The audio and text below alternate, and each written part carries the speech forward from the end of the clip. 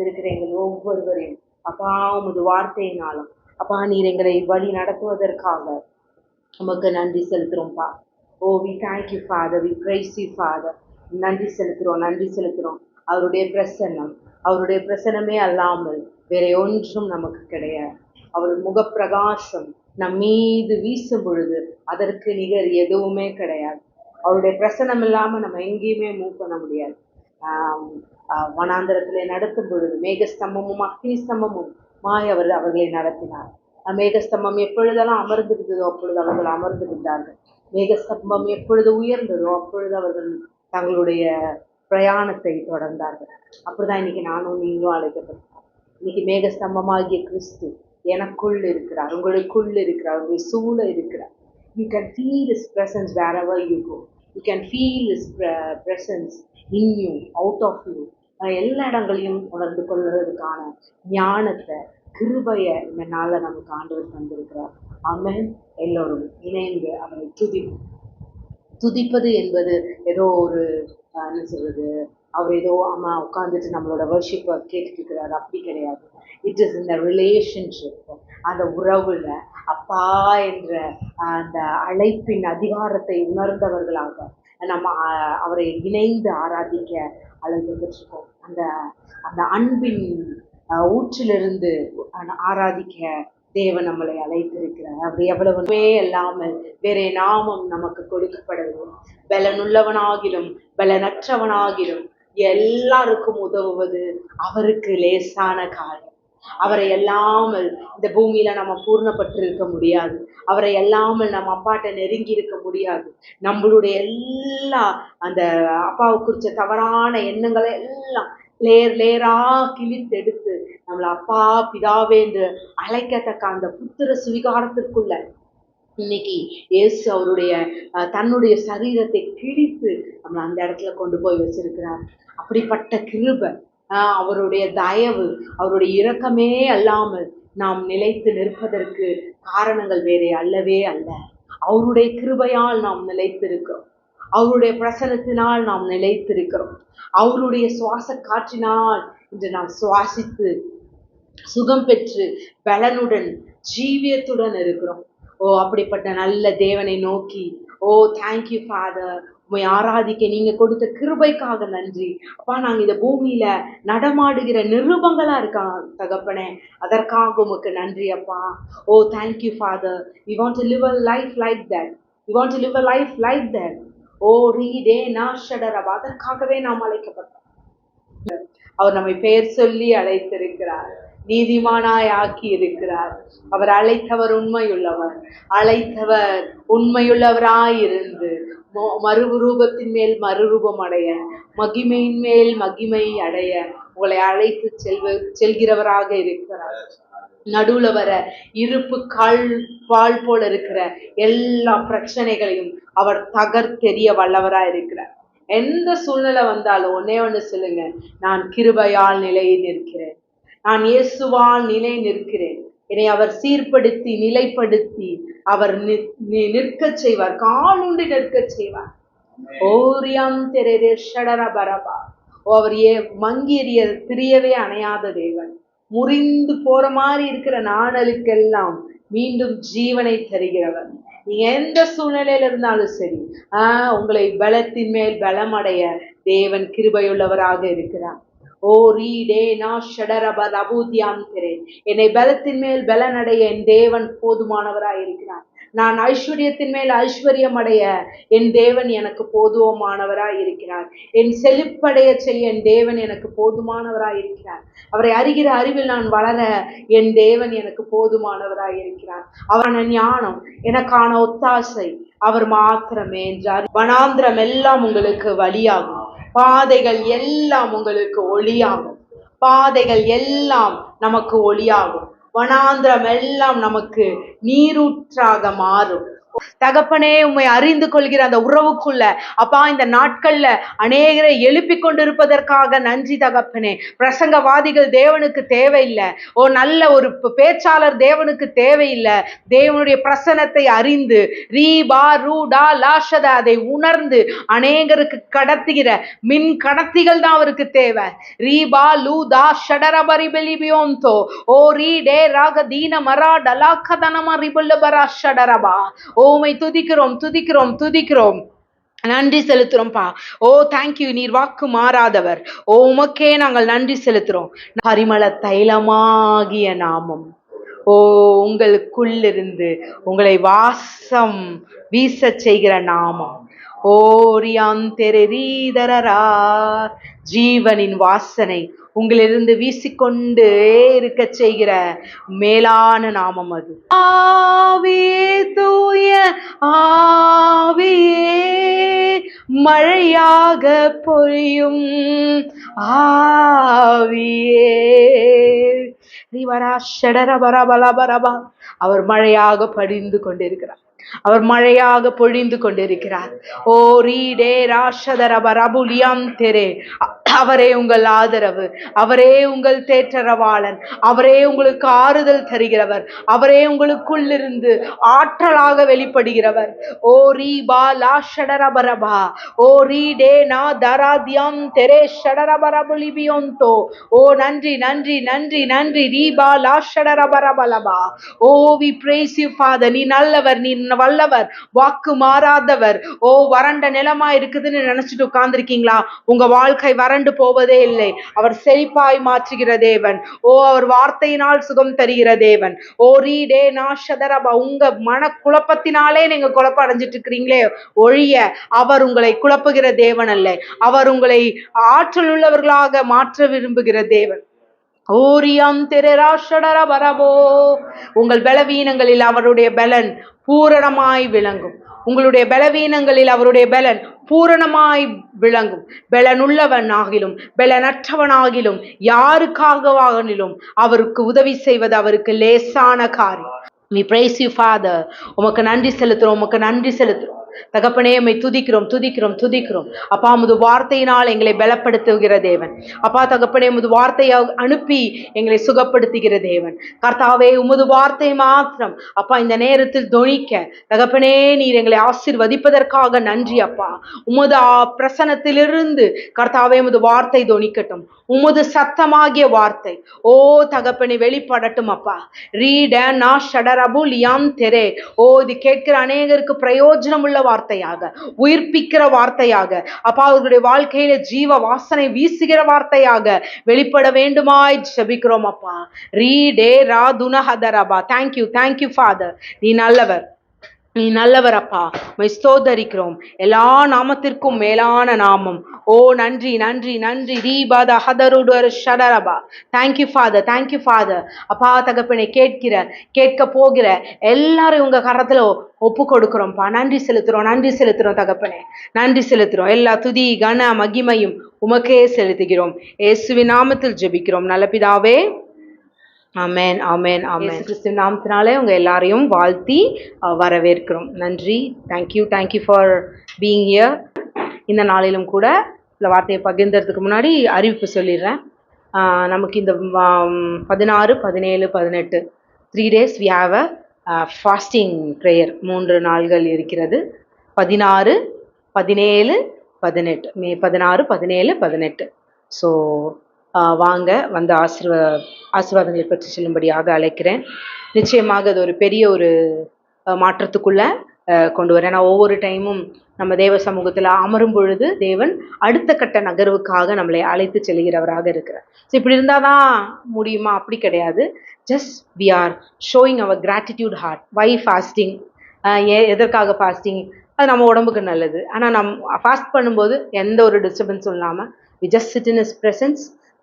அவரோடு சேர்ந்து துதிக்க ஆராதிக்க நமக்கு ஒரு நல்ல ஒரு வாய்ப்பாக இதை அமையும்.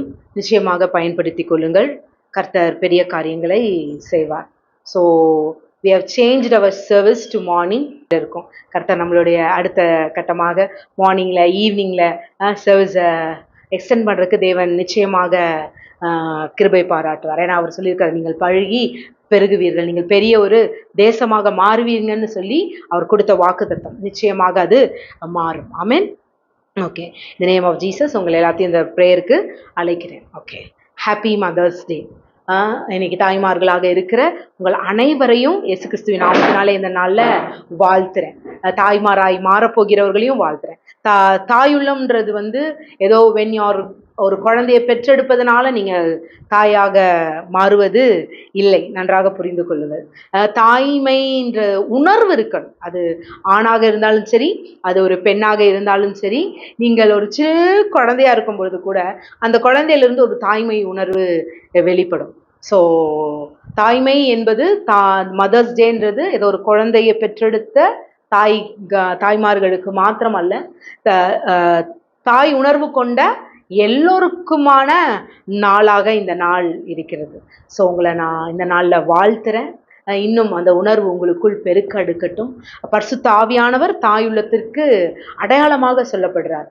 ஸோ பரிசுத்த ஆவியானுடைய எல்லா கனிகள் உங்களுக்குள்ளிருந்து அது புறப்பட்டு வேலை செய்யும் பொழுது அந்த gifts of the holy spirit உங்களுக்குள் இருந்து அந்த வரங்கள் வெளிப்படுவதை நீங்கள் பார்க்கும் பொழுது நிச்சயம் நீங்களும் தாய்மார்களாக இருக்கீங்க. ஸோ நான் அநேக தகப்பன்மார்களை பார்த்துருக்கேன், ஆனால் அநேக தாய்மார்களை பார்த்ததில்ல. ஆனால் தாய்மார்கள்னு சொல்லுவாங்க, but they won't be like that. ஆனால் இந்த நாளில் நாம் அப்படியாய் உருவாகுவோம். நான் இந்த நாளில் என் பிள்ளைகளுக்கு நாங்கள் பெற்றெடுத்த எங்கள் பிள்ளைகளை இந்த நாளில் நாங்கள் bless பண்ணுறோம். இந்த நேம் ஆஃப் ஜீசஸ் அவர்கள் இன்னும் செழித்து ஓங்கி வளர்வார்களாக. ஆவிக்குரிய முறையிலும் பெற்றெடுத்த ஒவ்வொருவரையும் நான் இந்த நாளில் நான் பிளஸ் பண்ணுறேன். அவர்கள் என்னுடைய மகிழ்ச்சிக்கும் என்னுடைய சந்தோஷத்திற்கும் காரணர்களாக அவங்க இருந்துட்டு இருக்காங்க. So I bless you all in the name of Jesus. So நல்ல தாயுள்ளம் கொண்டவர்களாக இந்த நாட்களில் வருவது நம்முடைய இதாக இருக்குது. We are called to be like an holy spirit. Holy spirit is a compassionate இல்லையா? அவர் எப்பொழுதும் ஆறுதல் தருகிறவராக, தேற்றுகிறவராக ஒவ்வொரு நாளும் இருக்கிறார். ஸோ அப்படிப்பட்ட தேற்றவாளர்களாக அழைக்கப்பட்டிருக்கிற உங்கள் ஒவ்வொருவரையும் இந்த நாளில் ஹாப்பி மதர்ஸ் டே என்று சொல்லி வாழ்த்துகிறேன். ஆமென், ஆமென். இந்த நாளிலும் அநேக தாய்மார்களை குறித்து பார்க்கலாம். எப்படி சொல்ற, ஒரு ரெடீமர், ஒரு விடுதலையாளர் வெளிவருவதற்கு ஒரு என்ன சொல்றது, பைபிளில் எழுதப்பட்ட வார்த்தைகள் அநேக முறை சொல்லப்பட்டவர் இவர் தான். இவர் இருக்கிற பகுதியை பைபிளிலிருந்து கிழிச்சிட்டோன்னா பைபிளே என்ன ஆயிரும்? இத்தினூண்டாயிரும், சின்னதாக மாறி வரும். அப்படிப்பட்ட ஒருவருடைய பிறப்பிற்கு தேவன் தாயை தான் யூஸ் பண்ணார். அப்படிப்பட்ட உங்களுடைய வாழ்க்கையை பற்றி இந்த நாளில் கொஞ்ச நேரம் நம்ம தியானிப்போம். So he is a redeemer. அவர் என்னவா வந்தார்? இரட்சகராக தேவனால் தெரிந்தெடுக்கப்பட்ட ஒரு மனிதர். ஆனால் இந்த இரட்சகர் வருவதற்கு இவருக்கு என்ன தேவைப்பட்டுச்சுன்னா, நான் ஒரு ஒரு ஒரு ஒரு தாய் தேவைப்பட்டதுன்னு சொல்றதுக்கு பதிலாக நான் அவருக்கு ஒரு குடும்பம் தேவைப்பட்டதுன்னு நான் சொல்லுவேன். So today we are going to talk about the mothers who helped to deliver a deliverer, அப்படி வேணா சொல்லிக்கலாம். அதாவது ஒரு தாய், ஒரு இரட்சகர் வெளியாகுவதற்கு உதவியாக இருந்த ஒரு இரட்சிகையை பற்றி பேசலான்னு கூட நம்ம சொல்லலாம். ஒரு இரட்சகராக மாறிய குடும்பம்னு கூட நம்ம இதை சொல்லலாம். ஆமென். சரி, மோசே யார் இந்த இரட்சகர்? மோசே. நீங்க சொல்ல போனா மோசேவை பத்தி எப்படி சொல்றது, டோட்டலா ஒரு ஓல்ட் பைபிள்ல பல இடங்கள்ல 784 முறை சொல்லப்பட்டிருக்கு. எத்தனை முறை? 784 முறை. அதுல ஓல்ட் டெஸ்டமெண்ட்ல 705 முறையும் நியூ டெஸ்டமெண்ட்ல 79 முறையும் குறிப்பிடப்பட்டவர் தான் இந்த Mose. Mose is not only a deliverer, அவர் என்னவெல்லாம் இருந்தார்? அவர் அவங்களை விடுதலையாக்கப்படுகிற ஒரு போராளியாக மாத்திரம் அவர் வரவில்லை. எப்படியெல்லாம் வந்தாரு? அவர் ஒரு நல்ல ஒரு சிப்பாயாக இருந்திருக்கலாம். அவருடைய ஒரு நல்ல ஒரு போர் சேவனா இருந்திருக்கிறாரு. கட்டட கலைஞரா இருந்திருக்கிறாரு. என்ன சொல்லப்போனா 40 நாள் பிரிஞ்சு போய் ஒரு துறவியா கூட இருந்திருக்கிறாரு. ஒரு நல்ல ஒரு குடும்பஸ்தனாவும் இருந்திருக்கிறாரு. இப்படி பல என்னது பரிமாணங்களை எடுத்தவர் தான் இந்த மோசே. இது மாத்திரமல்ல, இது தன்னுடைய வாழ்வியல், அவருடைய வாழ்ந்த வாழ்க்கை. ஆனால் அவர் எத்தனை பல அற்புதங்கள் இல்லையா, தேவன் தன்னுடைய வல்லமையை வெளிப்படுத்திய கரமாக அந்த நாட்கள்ல மோசே இருந்தார். அவரு அது உயிரோடு இருக்கும் போது மாத்திரமல்ல, அவர் மரித்த பின்பும் எங்க அடக்கம் பண்ணப்பட்டாங்கன்னு தெரியாது. அவர் தேவனால் அடக்கம் செய்யப்பட்டார். யாருக்குமே அவர் இன்னும் எங்க இருக்கிறாருன்றது தெரியாது. அப்படி அவர் மறுரூப மலையிலே, மத்தேயு 10வது அதிகாரத்துல படிக்கும்போது அவர் எங்க வர்றாரு? மறுரூப மலையிலே தேவனோடு யார்? ஜீசஸ்க்கு கம்பேஷனேட் பண்ற ஒரு கம்பேஷனரா வராரு இல்லையா. அதே ஜீசஸ்க்கு ஒரு ஆறுதல் தருகிறவராக அங்க மறுரூப மலையிலே காணப்படுகிறார், எலியாவும் மோசேவுமாக. சோ அப்படி அவர் உயிர் உள்ள நாட்களிலும் மாத்திரமல்ல, என்னது மறுரூபமான பிறகும் அந்த ஸ்டேட்ல இருந்தும் அவர் ஊழியம் செய்கிறவராக இருந்தார். ஸோ இப்படிப்பட்ட ஒரு மோசே, ஒரு சரித்திரத்தை திருப்பி போட்ட ஒரு மோசே, எகிப்திலிருந்து விடுதலையாக்க தன் ஜனங்களை விடுதலையாக்க தேவன் பயன்படுத்திய ஒரு கருவி இந்த பூமியில் பிறப்பதற்கு உதவியவர்கள் தான் யாரு? யோசபத் அண்ட் அம்ராம். ஒரு லேவிய குடும்பம். இங்க இவர் மாத்திரம் அல்ல, இங்க அநேக பெண்கள் அவருக்கு உதவி செய்தவர்களாக இருக்கிறாங்க. சோ இந்த மதர் டேல என்ன சொல்றது, தாயாரின் தினத்துல நம்ம இந்த நாள்ல அப்படிப்பட்ட ஸ்திரீகளை பற்றி நம்ம பார்க்கலாம். சரி, இப்படி ஒரு ப்ராஃபஸி ஒரு ஃபுல்ஃபில்மெண்ட் ஆகுதுன்னா, உங்களுக்கு தேவன் ஒரு ப்ராஃபஸியை கொடுப்பாருன்னா, அதுவும் ஹிஸ்டரி சேஞ்சிங் ப்ராஃபஸி கொடுப்பாருன்னா, நிச்சயமாக அது எப்படிப்பட்ட ஒரு சூழ்நிலையில வரும்னா, நீங்க நினைக்கலாம் ஒரு ப்ராஃபஸி வந்துருச்சு, அந்த ப்ராஃபஸி என்ன பண்றது, ஒரு குலாப் ஜாமுன் சாப்பிட்ற மாதிரி அப்படியே எடுத்து அப்படியே ஸ்வைங்னு அது நிறைவேறி போகும்னு நீங்க நினைக்காதீங்க. ஒரு ப்ராஃபஸி நடக்கும்னா இட் இஸ் டன். இது நடக்குமா, இந்த சூழ்நிலையில இது நடக்குமா அப்படின்ற மாதிரி இருக்கிற சூழ்நிலையில தான் தேவன் தன்னுடைய வாக்குத்தத்தங்களை நிறைவேற்ற வல்லவராய் இருக்கிறார். Amen. So many history changing prophecies, இந்த சரித்திரத்தையே புரட்டி போட வைக்க வேண்டிய தீர்க்க தரிசனங்கள் எல்லாம் எப்பொழுது நிறைவேறியதுன்னு பார்த்தீங்கன்னா, ஒரு குரூஷியல் டைம்ல தான் நிறைவேறியது. எல்லாமே ஒரு குரூஷியல் டைம்ல தான். குரூஷியல்னா எப்படி சொல்றது, ஒரு அதுல இருந்து விடுவிக்கவே முடியாதுப்பா, இனி யார் எங்களை காப்பாற்றுவார்ன்ற நேரத்துல தான் அந்த ஒரு தீர்க்க தரிசனங்கள் நிறைவேறியது. 400 வருடங்களுக்கு முன்பாக, ஏறக்குறைய 400 வருடங்களுக்கு முன்பாக, அதாவது ஆபிரகாமுக்கு தேவன் சொன்ன தீர்க்க தரிசனத்தின் ஹீரோ தான் யாரு? இந்த மோசே. 400 வருடம் உன்னுடைய ஜனம் யாரா இருப்பாங்க? அடிமையாக்கப்பட்டு இருப்பாங்க. அந்த அடிமைத்தனத்திலிருந்து அவர்கள் என்னவா ஆவாங்க? வெளிக்கொண்டு வரப்படுவார்கள்னு சொல்லி தேவன் யாரால்னு அங்க ஆபிரகாமுக்கு சொல்லல. ஆனா தேவனுக்கு தெரியும் அது மோசே என்ற ஒரு இரட்சகன் அப்படின்னு சொல்லிட்டு. ஆனால் 400 வருடங்களுக்கு முன்பாக சொல்லப்பட்ட இந்த ஹீரோ தான் யாரு? மோசஸ். ஆமென். சோ உங்களுக்கு ஒரு தீர்க்க தரிசனம் வருதுன்னா, அந்த தீர்க்க தரிசனத்தின் ஹீரோ யார் தான்? நீங்க. சோ அந்த தீர்க்க தரிசனத்தை நிறைவேற்றுகிறவர் யாரு? அவர். ஆனா அந்த டைம் உங்களுக்கு நீங்க நினைக்காதீங்க it is going to be ஒரு குலாப் ஜாமுன் சாப்பிட்ற அப்படியே ஸ்வைங்னு இருக்குன்றது மட்டும் இல்ல.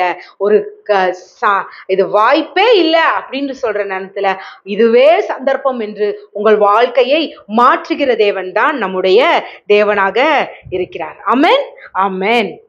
ஸோ யோர் டெலிவரர், உங்களை விடுவிக்கிறவர் அருகில் இருக்கிறார். ஸோ அவர் சொல்றாரு 400 வருடங்களுக்கு முன்பாக உங்களை நான் விடுவிப்பேன்னு சொல்லி. ஆனா இந்த மக்கள் தங்களுடைய இதனால அது என்னாயிட்டே இருக்கு, delayed and delayed and delayed. ஆனா ஒரு நேரம் அவர்கள் கை தூக்கினார்கள், ஆண்டவரே இது எங்களால் முடியல என்று அவர்கள் கூக்குரலை எட்டிய பொழுது அங்கே தேவன் அவர்களுக்கு உதவி செய்கிறவரா இருக்கிறார். இன்றைய நாளிலும் யார் டெலிவரர், உங்களை காக்கிறவர், உங்களை விடுவிக்கிறவர், உங்களுக்கு சுகத்தை தருகிறவர் உங்கள் அருகில தான் நிற்கிறாரு. ஒன்னே ஒன்று செய்யுங்க, அப்பா இந்த ஒரு சூழ்நிலையிலிருந்து என்னால் வெளிவர முடியவில்லை என்று உங்களுடைய சுமைகளை எல்லாம், உங்க பாரத்தை எல்லாம் அவர் மேலே எடுத்து வைங்க. He is near you, he is ready to deliver you. உங்களை விடுவிக்க அவர் வல்லவராய் உங்க பக்கத்துல நிற்கிறாரு. ஆனா ஒன்னே ஒன்று நீங்க சொல்லணும், அப்பா நத்திங் ஐ கான் டூ, என்னால் இந்த சூழ்நிலையில எதுவும் செய்ய முடியாது. ஆனால் நிச்சயம் எனக்கு தெரியும் உம்மால் ஆகும், எல்லாம் ஆகும். பலனில்லாத எனக்கு பலத்தை தந்து அப்பா தகப்பனே உமக்கு உதவி செய்வது லேசான காரியம். சொல்லுங்களேன் அப்பா, இந்த சூழ்நிலை நீங்க எந்த சூழ்நிலையில நீங்க போய் கொண்டிருக்கலாம், அது எப்பேற்பட்ட சூழ்நிலையா இருக்கலாம், அது வியாதியின் மரணத்தின் படுக்கையா இருக்கலாம், இல்ல உங்க குடும்பத்தில் இருக்கிற சந்தோஷமற்ற தன்மையா இருக்கலாம், சமாதானம் இல்லாத தன்மையா இருக்கலாம், பொருளாதார சீர்குலைவா இருக்கலாம், நஷ்டங்களா இருக்கலாம், எதுவா வேணா இருக்கலாம், உங்க பிள்ளைகளுடைய வாழ்க்கை குறித்து உங்களுக்கு கவலையா இருக்கலாம். ஆனா எல்லாத்தையும் சொல்லுங்க அப்பா, இந்த சூழ்நிலையை எப்படி ஹேண்டில் பண்றதுன்னு எனக்கு தெரியல, ஆனா ஒன்று தெரியுமா டாடி, எல்லாத்தையும் உங்க கையில விட்டு கொடுக்குறேன் அப்பா, யூ டேக் கண்ட்ரோல் அப்பா, முழு ஆழ்கை நீர் எடுத்துக்கொள்ளும் அப்பா. அப்பா என் வாழ்க்கையை புரட்டி போட நீரே என் ரட்சகர், நீரே என் கண்மலை. ஓ ரீ டே ரா ஷடரபரபா. ஓ எங்களுக்கு உதவி செய்வது உமக்கு லேசான காரியம். ஓ உங்களுக்கு உதவி செய்வது அவருக்கு லேசான காரியம். ஆமென். Thank you Father. இயேசுவின் நாமத்தில் ஜெபிக்கிறோம் ஜீவனுள்ள நல்ல பிதாவே. ஆமென் ஆமென் ஆமென். ஸோ இஸ்ரவேலருக்கு அவர்கள் வந்த பொழுது எத்தனை பேர் தான் வந்தாங்க? 70 பேர் தான் வந்தாங்க. இது யாருக்கு கொடுக்கப்பட்ட தீர்க்க தரிசனம்? ஆபிரகாம் இடத்தில் தேவன் என்ன சொல்றாரு? நான் பழுகி பெருகி உங்களை பெரிய ஜாதி ஆக்குவேன்னு சொல்றாரு. அதே போல பழுகி பெருகினாங்களா? அவருக்கு ஈசாக்கு பிறந்தாங்க, யாக்கோபுக்கு 12 குமாரர்கள் பிறந்தார்கள். யோசேப்பு எங்க போயிறாரு? எகிப்துக்கு போயிடுறாரு. எகிப்திலிருந்து அதுக்கப்புறம் தன்னுடைய சகோதரர்களை பார்த்து தன் தகப்பனையும் அழைத்து கொண்டு வரும்படிக்கு அவர் வெகுமதிகளை கொடுத்து அனுப்புறாரு. அப்படி அனுப்பும்போது யாக்கோபு உடனே போகல. யாக்கோபு யார்கிட்ட கேட்கிறாரு? ஆண்டவர்கிட்ட கேட்கிறாரு. நீங்க ஆதியாகமம் 46வது அதிகாரத்துல வாசிச்சு பார்த்தீங்கன்னா தெரியும். எகிப்துக்கு போக பயப்பட வேண்டாம், நான் உன்னை என்ன பண்ணுவேன்? பெரிய ஜாதி ஆக்குவேன்றார். என்ன சொல்றாரு? பெரிய ஜாதி ஆக்குவேன். எகிப்து என்னதான், அது ஒரு பெரிய ஜாதி. அந்த ஜாதிக்குள்ளதான் யாரு? It's a great nation. அப்பவே அன்னைக்கு சிவிலைசேஷன்ல வளர்ந்த தேசம். கட்டட கடையிலையும் எப்படி இப்ப யோசேப்பு போனதுனால எல்லாத்தையும் சேர்த்து வைக்கிற கிடங்கு எல்லாம் என்னென்ன செழிப்பு அங்க இருக்கணுமோ அப்படிப்பட்ட ஒரு தேசத்துக்குள்ளதான் யார் அனுப்புறாங்க? தன்னுடைய ஜனமாகிய இஸ்ரவேலரை தேவன் அனுப்புறார். ஆனா அங்க அனுப்ப போகும்போது சொல்றாரு, நீ கவலைப்படாத, உன்னை பெரிய ஜாதி ஆக்குவேன். I will make you a great nation. சொல்லுங்களேன். என்னை பெரிய ஜாதி ஆக்குவார். என் தேவன் என்னை பெரிய ஜாதி ஆக்குவார். எப்படி? ஜாதிகளுக்கெல்லாம் ஜாதியா, கிரேட்டஸ்ட் நேஷனுக்கெல்லாம் பெரிய நேஷனாக உங்களை மாற்றுவார். உங்களுக்கு முன்பாக பெரிய ஜாதி இருக்குன்னு கலங்காதீங்க. உங்களை அந்த தேசத்துக்குள்ள அவர் அனுப்புகிறார்னா நீங்க அந்த ஜாதிகளுக்கெல்லாம் அந்த தேசங்களுக்கெல்லாம் தேசங்களாக மாறுவீர்கள் இயேசுவின் நாமத்தினாலே. ஆமென். சொல்றது புரியுதா? he will make you a great nation. எப்படிப்பட்ட ஒரு செல்வ செழிப்புள்ள ஒரு இடத்துல கொண்டு போய் உங்களை தேவன் வைக்கும்போது அந்த இடத்தை பார்த்து நீங்க பயப்படாதீங்க. ஏன்னா அவரில் இருக்கிறவரை விட உங்களில் இருப்பவர் பெரியவர். அவர் உங்களை பெரிய ஜாதியாக்குவேன் என்று சொல்லி அழைத்திருப்பார். ஆனால் he will really make you a great nation. ஆமென் ஆமென். இப்படியாக எங்க போறாங்க? இவர்கள் எகிப்துக்கு புறப்பட்டு போகிறார்கள். சோ நீங்க அப்போஸ்தலர் 7வது அதிகாரம் 17வது வசனங்கள் 18ல வாசிக்கும் போது சொல்றாரு, வாக்கு தத்தம் நிறைவேறும் காலம். பாக்குறதுக்கு எப்படி இருக்கு? சூழ்நிலை குருஷியலா தான் இருக்கு. இவர்கள் என்னவாயிட்டாங்க? அடிமைப்பட்டுட்டாங்க. இப்ப போனாங்கதான், பெரிய ஜாதியா போனாங்கதான், எல்லாம் போனாங்க. யோசேப்பு மறந்து போகிற ராஜா வந்தாச்சு. யோசேப்பா யார்? அந்த யோசேப்பு பாக்குறாங்க. இவங்க பழுகி பெருகுவது யாருக்கு? அவங்களுக்கு எப்படி இருக்கு? பொறாமையா இருக்கு. இவங்க பழுகி பெருகும்போது சொன்னபடி வாக்குத்தத்தத்தின்படி பழுகி பெருகினாங்களா? பெருகினார்கள். ஆனால் இவர்கள் பெருக்கத்தை யாரால் தாங்க முடியல? எகிப்தியர்களால பொறுத்து கொள்ள முடியவில்லை. ஆனா அப்ப அவர்களை என்ன பண்ணாங்க? ஒடுக்க ஆரம்பித்தார்கள். ஸோ ஒடுக்கும் பொழுது இங்க நீங்க அப்போஸ்தலர் 17ல நீங்க போய் வாசிக்கும் போது தெரியும், வாக்கு தத்தம் நிறைவேறும் காலம். ஸோ when உங்களை சுத்தி ஒரு குரூஷியல் டைம் இருக்குதுன்னா உடனே சோர்ந்து போயிடாதீங்க. அது அந்த நெருக்கத்துக்குள்ள நீங்க போகும்போது மனம் தளர்ந்துடாதீங்க. ஒண்ணு மனசுல நினைச்சுக்கோங்க, தேவன் உங்களுக்கு தந்த வாக்கு தத்தங்கள் நிறைவேறுகிற காலம். ஆமென். ஸோ உங்களை சுத்தி ஒரு ப்ரெஷர் இருக்கும்போது கலங்கிடாதீங்க, பிரைஸ் பண்ணுங்க. Yes, this is the time. தேவன் மகிமைப்படும் நேரம் வந்தது. ஸோ என் மூலமாக தேவன் மகிமைப்பட போகிறார். என்று அவரை ஆர்ப்பரியுங்கள். இது வாக்கு தத்தம் நிறைவேற காலமா இருக்கு. இப்ப பார்த்து கொண்டு இருக்கிற, இங்க கேட்டுக்கொண்டிருக்கிற ஒவ்வொருத்தரையும் பார்த்து சொல்றேன், இது உங்கள் வாழ்க்கையில் தேவன் வாக்கு தத்தங்களை நிறைவேற்றுகிற காலமாக இருக்கிறது. ஆமேன், ஆமேன். சோ அவர்கள் எவ்வளவாய் ஒடுக்கினார்களோ அவர்கள் என்ன ஆயிட்டே தான் இருந்தாங்க, பழுகி பெருகி கொண்டேதான் இருந்தாங்க. ஐயோ, பெருக்கம் மேக்ஸ் த எதிரி கண்ணுக்கு வருத்தம். உங்களுடைய பெருக்கம் எதிரி கண்ணுக்கு என்னவா? வருத்தம். ஆமேன். அப்படிதான் ஆண்டவர் நம்மள பெருக செய்வார். எப்படியா இதுங்க இப்படியே வேலை செஞ்சு இப்படியே இருக்குதுங்களே, இப்போ குட்ட குட்ட குமிஞ்சுக்கிட்டே தான் இருக்கு, ஆனால் இவர்கள் பெருகி கொண்டே இருக்கிறார்களே என்று உங்களுடைய எதிரி கண்ணுக்கு நீங்கள் ஒரு வருத்தமாக இருப்பீர்கள். ஆமேன், ஆமேன். The nation is filled by Israelites. எகிப்து என தேசங்களுக்கெல்லாம் தேசமாக்குவேன்னு சொன்ன வாக்குத்தத்தம் நிறைவேறி கொண்டிருக்கிறது. எப்படி? தேசமெல்லாம் இஸ்ரவேலர்களாக நிரப்பப்பட்டு கொண்டிருக்கு. சோ உங்களுடைய பெருக்கம் அவர்களால் ஜீர்ணிக்கப்பட முடியாத அளவுல இருக்க போது. ஆமேன், ஆமேன். அப்படிதான் இருக்க போகுது. பிரைஸ் பண்ணுங்களேன். இதை ரிசீவ் பண்ணீங்கன்னா யூ ரிசீவ் இட். அப்படியே ஆக போறீங்க. உங்களுடைய பெருக்கங்கள் எல்லாம், உங்களுடைய பெருக்கம் எதிரிக்கு அது ஒரு வருத்தமாக மாறப்போகுது. ஆமேன். ஸோ இந்த குரூஷியல் டைம் தான் இப்படி நடக்குது. நீங்க இதை ஃபுல்லா நீங்க பார்த்துட்டு இருந்தீங்க. நான் சொல்ல போனா, ஒரு ராஜாக்கு என்ன இருக்கணும்? ஒரு ராஜா தன்னுடைய மக்கள் பெருகும் பொழுது என்னவா இருக்கணும்? சந்தோஷப்படணும். நீதிமொழிகள் 14:28 எப்படி சொல்லப்பட்டிருக்கு? ஜனத்திரட்சி ராஜாவின் மகிமை, ஜனக்குறைவு தலைவனின் முறிவு. ஆனா இந்த எகிப்திய ராஜாவாகட்டும், இப்போ who's a good leader, ஒரு ரூலர், ஒரு யாரு சொல்லலாம், CM, prime minister, president, whatever, இந்த நாட்கள் அப்படி மாறிடுச்சு இல்லையா? ஸோ ஒரு குட் லீடரா இருக்கவங்களுக்கு எது சந்தோஷம்? they want to celebrate. அவங்களுடைய பெருக்கத்தை பார்த்து அவர்கள் என்ன பண்ணணும்? செலிப்ரேட் பண்ணணும். ஆனா செலிப்ரேட் பண்றதுக்கு பதிலா இங்கே வருத்தம் வருகிறது. ஏன் வருத்தம் வருது? இவர்கள் என்னதான் பெருகினாலும் இவர்களை தன்னுடைய சொந்த ஜனமாக, ஒரு ரூலருக்கு இருக்க வேண்டிய நல்ல குவாலிட்டி என்ன? தனக்கு கீழே இருக்கவங்க எல்லாத்தையும் தன்னுடைய சொந்த ஜனமாக பார்க்கணும். ஸோ சொந்த ஜனமாக பார்க்கும் பொழுது நம்மளை சுற்றி இருக்கிறவர்களுடைய பெருக்கம் நமக்கு எப்படி இருக்கும்? மகிழ்ச்சியாக இருக்கும். ஆனா இங்க ஒரு ராஜாவுக்கு என்ன வருது? வருத்தமாக இருக்குது. ஸோ பிவேர், ஜாக்கிரதையா இருங்கள். எப்பெல்லாம் ஒரு குட் லீடரோட குவாலிட்டி என்னன்னு உங்களுக்கு சொல்லிட்டேன். குட் லீடரோட குவாலிட்டி என்ன?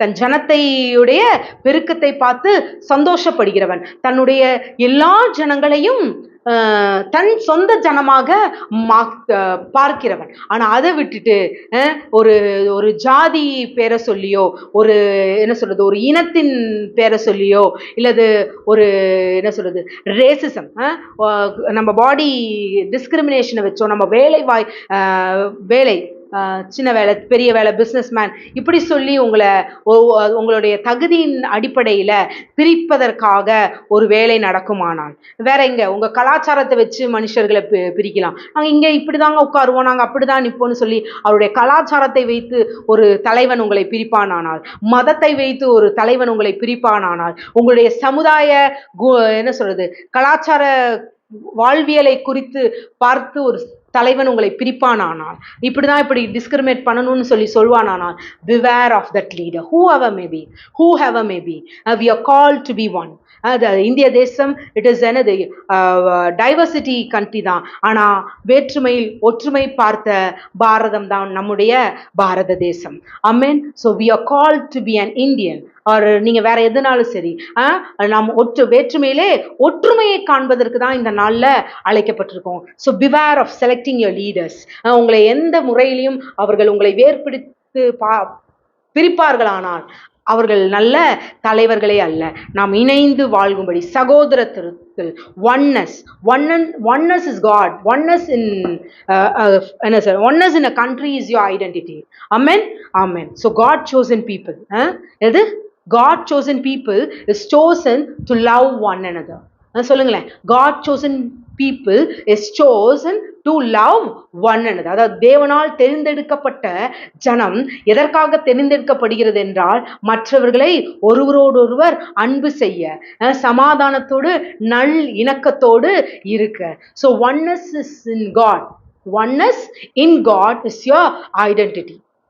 கர்த்தருக்குள் ஒன்றாக இணைந்து இருப்பதே உங்களுடைய ஐடென்டிட்டியாக இருக்கட்டும். Amen. Maybe you're called as a prophet, called as an evangelist, called as என்னது வேற என்னது teachers are pastors, what ever maybe. நீங்க யாராக அழைக்கப்பட்டிருந்தாலும் சரி, ஒன்னே ஒன்று தெரிஞ்சுக்கோங்க, ஐக்கியம், தேவனில் உள்ள ஐக்கியமே உங்களுடைய அட்ரஸாக இருக்கட்டும். It's your identity, not your உங்க பேருக்கு முன்னாடி போட்டுக்கிற எந்த ஒரு இதுவும் உங்களுடைய குவாலிஃபிகேஷன் அல்ல, உங்க ஐடென்டிட்டி அல்ல. யோர் ஐடென்டிட்டி இஸ் என்னது? Rested in Christ. Amen, amen. So இப்படியாக இவர்களுடைய வளர்ச்சி அவர்களுக்கு எப்படி இருக்கு? எரிச்சலை கொண்டு வருகிறதாக இருக்கிறது. ஸோ இவங்க ஒரு பெரிய ஒரு பிளான் போடுறாங்க. என்ன பிளான் போடுறாங்க? ஆண் பிள்ளைகளை கொன்னுட்டா பெருக்கம் குறைஞ்சு போயிடும்னு நினச்சிட்டான். ஸோ எப்பொழுதுமே பிசாசு மூளை எப்படி வேலை செய்யும்னா, மக்கி போன மூளை. என்னது அது? மக்கி போன மூளை தான். ஒரு ஆண் இனத்தை காலி பண்ணிட்டா ஜன உற்பத்தி ஆகாதுன்னு ஒரு திட்டம் செய்கிறான். எப்படியெல்லாம் திட்டம் போட்டாங்க? உபாகமம் 4:20 பார்த்தீங்கன்னா, இருப்பு கால்வாய் போல அவங்கள ஒடுக்கிட்டு வேலை செய்ய வச்சாங்க. அதாவது எப்படியெல்லாம் வேலை செய்ய வச்சாங்க? அவங்கள இஸ்ரவேலர்களை கன்ஸ்ட்ரக்ஷன் வேலை பண்ண வச்சாங்க. அதுக்கப்புறம் வயல்ல இருக்கிற எல்லா வேலையும் செய்ய வச்சாங்க. அதுக்கப்புறம் வெள்ளை வேலை, வீட்டு வேலை, என்னென்ன வேலை இருந்துச்சு அத்தனை வேலையும் அவர்களை வேலையால் என்ன பண்ணாங்க? அவங்கள இது பண்ணாங்க. எதுக்கு? இதுக்கெல்லாம் எதுக்கு? என்ன தந்துரும்? To stop the birth of their generation. I mean தன்னுடைய, அதாவது தேவனுடைய ஜனத்தின் உற்பத்தியை தடை செய்கிற தந்திரமாக தேவனுடைய பிள்ளைகளை வேலை என்ற பலு கொடுத்து அவங்களை அப்படியே குனிய வச்சு எதையுமே செய்ய முடியாதபடிக்கு ஒரு கண்ட்ரோல், பர்த் கண்ட்ரோல். இப்போ வேற மாதிரி பர்த் கண்ட்ரோல் போட்ட மாதிரி அவன் இங்கே வேற மாதிரி பர்த் கண்ட்ரோல் போட்ட பார்த்தான். ஆனாலும் அவர்கள் என்ன ஆகிட்டே இருந்தாங்க? பெருகி கொண்டே இருந்தாங்க. ஃபர்ஸ்ட் திட்டம் ஃபெயிலியர், வேலையை கொடுத்து இது பண்ணு. சரி, அடுத்தது என்ன பண்ணா? அப்படி 2 மருத்துவச்சிகளை அனுப்புறான், சில்லால் பூவால் நினைக்கிறேன். ஸோ இவங்க 2 பேர்த்தையும் அனுப்பிட்டு அவன் சொல்றான், அவர்கள் மனையில் அமரும் பொழுது ஆண் குழந்தையா இருந்தா கொண்டு போட்டுரு, பெண் குழந்தையா இருந்தா என்ன பண்ணிரு, வாழ விட்டுரு அப்படின்றான். ஆனால் இவர்கள் தேவனுக்கு பயந்ததுனால அவங்க அப்படி செய்யல. அப்போ அது ராஜாவுக்கு அறிவிக்கப்படுது. என்னது? நீ என்ன பண்ண, உனக்கு என்ன வேலை செஞ்ச, நீ என்ன கொடுத்துட்டு இருக்கும்ப அப்படின்னு சொல்லும்போது சொல்ற, இல்லை எபிரேய ஸ்திரீகள் உங்க எகிப்திய ஸ்திரீகள் போல அல்ல, அவங்க பலமுள்ளவர்கள், நாங்க ஓடி போறதுக்கு முன்னாடி அவங்க பிள்ளையை பெற்றுறாங்க, பிள்ளையை பெற்றதுக்கு அப்புறம் அவங்க கையில இருக்கும்போது நாங்க எப்படி கொலை பண்றது அப்படின்னு சொல்லி அவர்கள் அங்கே இது பண்றாங்க. உடனே third plan. So second plan என்ன ஆகுது? ஃபெயிலியர் ஆகுது. ஸோ அடுத்த தேர்ட் பிளான் வருது, போடுறான். அப்படி என்ன போடுறான்? எகிப்து பிறக்கிற ஆண் பிள்ளைகள் எல்லாத்தையும் எடுத்து என்ன பண்ணிடணும்? நதியில போட்டுருங்க. நதியில போட்டு என்ன பண்ணிரு, மொக்கி கொண்டு போட்டுரு அப்படின்னு சொல்லி ஒரு பிளான் போடுறோம். ஸோ இந்த பிளான் ரொம்ப என்னது? குரூஷியலான பிளான். ஃபர்ஸ்ட் போட்ட பிளான் வேலையை செய்ய வச்சது, வேலையை செஞ்சாலும் அவங்க என்னதான் பண்ணாங்க? போய் குழந்தைகளை பெற்றுக்கிட்டாங்க. செகண்ட் பிளான் மருத்துவச்சிங்க இரக்கம் காட்டுறதுனால இதாயிடுச்சு. இப்போ இரக்கம் காட்டுவதற்கு எந்த சாத்தியமும் இல்லை. ஏன்னா குழந்தை பிறக்க போது, குழந்தை பிறந்தா அது ஆண் குழந்தை இருந்தா தூக்கி எங்க தான் போட்டுறணும்? நைல் நதிக்குள்ள போட்டுறணும். ஆனா இப்படி ஒரு குரூஷியலான டைம்ல உங்களுக்கு இது எப்படி எவ்வளவு தூரம் புரியுதுன்னு தெரியல. ஒரு குரூஷியலான ஒரு நெருக்கத்தின் வேலையில இங்க ஒரு அம்மா வாந்தி எடுக்குது. சொல்ல போனா உங்க பயத்துல என்ன ஆயிருக்க கூடாது, குடும்ப வாழ்க்கைக்குள்ளேயே அது ஈடுபடாத அளவுக்கு உங்களுக்கு பயம் வந்திருக்குன்னு இதாக இருக்கணும். ஆனாலும் தேவன் தன் ஜனத்தினுடைய பெருக்கத்தை தடை செய்யவே இல்லை. ஆமென். எப்படிப்பட்ட சூழ்நிலை வந்தாலும் சரி, உங்க வாழ்க்கையில தேவன் உங்களுடைய வளர்ச்சியை எந்த ஒரு எதிரியின் திட்டத்தின் கொண்டு தடை செய்ய முடியவே முடியாது, இயேசுவின் நாமத்தினாலே. எவ்வளவு குரூஷியலா, எவ்வளவு உங்களை நோக்கி பிரச்சனைகளும் கவலைகளும் கண்ணீரும் வேதனையும் உங்களை நெருக்கினாலும் உங்களுடைய பெருக்கத்தை யாராலும் தடை செய்ய முடியாது, இயேசுவின் நாமத்தினாலே. ஆமென். சோ இங்கே ஒரு இரட்சகன் பிறக்கிறார். எப்படி பிறக்கிறார்னு பார்ப்போம். சோ இதற்கு தேவனுக்கு தான் என்ன தேவை?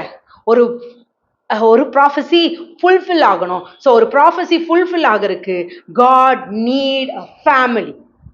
சொல்லுங்களேன், கர்த்தருக்கு யார் தேவை? ஒரு குடும்பம் தேவை. கர்த்தருக்கு தனிப்பட்ட ஆண் தேவையில்லை, தனிப்பட்ட ஒரு பெண் தேவையில்லை. தேவனுக்கு என்ன தேவைப்படுகிறது? ஒரு குடும்பம் தேவைப்படுகிறது. தேவன் ஆதாமையும் ஏவாளையுமாக படைத்தார். ஸோ தன்னுடைய பெருக்கத்திற்கு என்ன தேவைப்படுது? ஒரு குடும்பம் தேவைப்படுகிறது. நோவாவுக்கு கண்களில் கிருபை கிடைத்ததுதான். ஆனா நோவா தனி மனிதனாக அழைக்கப்படவில்லை. நோவா ஒரு குடும்பத்தோடு அழைக்கப்பட்டார். ஸோ தேவன் தன்னுடைய பேழையை செய்வதற்கும் தன்னுடைய ஜனத்தை காத்து கொள்வதற்கும் அவர் ஜோடு ஜோடாக, ஸோ ஒரு மிருகத்தையே ஜோடு ஜோடாக பாதுகாத்தார்னா தேவன் உங்களை எப்படி ஜோடு ஜோடாக தாங்க பாதுகாப்பார். He need a family. He need a family. ஒரு குடும்பம் அவருக்கு தேவைப்படுகிறது. ஒரு திரட்சிக்கு தன்னுடைய ஆசீர்வாதங்களை வெளிப்படுத்த, தன்னுடைய வாக்குத்தத்தங்களை வெளிப்படுத்த தேவனுக்கு உங்கள் குடும்பம் தேவை. நீங்கள் தேவையல்ல, நீங்கள் ஒருவராக தேவைப்படல, அவருக்கு ஒரு குடும்பம் தேவைப்படுகிறது. ஆபிரகாமை அழைத்தார், ஆபிரகாமும் சாராளமாக தேவன் அழைத்தார். அப்புறம் வேற யாரை அழைச்சாரு? இங்கே புதிய ஏற்பாட்டுக்கு வரும்பொழுது மரியாளை கிட்ட வந்து பேசுறாரு. ஆனால் அங்க மரியாள் தனியாளாக அல்ல, யோசேப்பும் மரியாளுமாக இருந்து இயேசு பிறந்தார். ஸோ தேவன் நீட் அ ஃபேமிலி. ஸோ இந்த நாள்ல ஒரு மதர் உருவாகுவதற்கு, நீங்கள் ஒரு தாயாக உருவாக வேண்டும் என்றால் ஒரு குடும்பம் உங்களுக்கு தேவையாக இருக்கிறது. So God chose the family to deliver his people.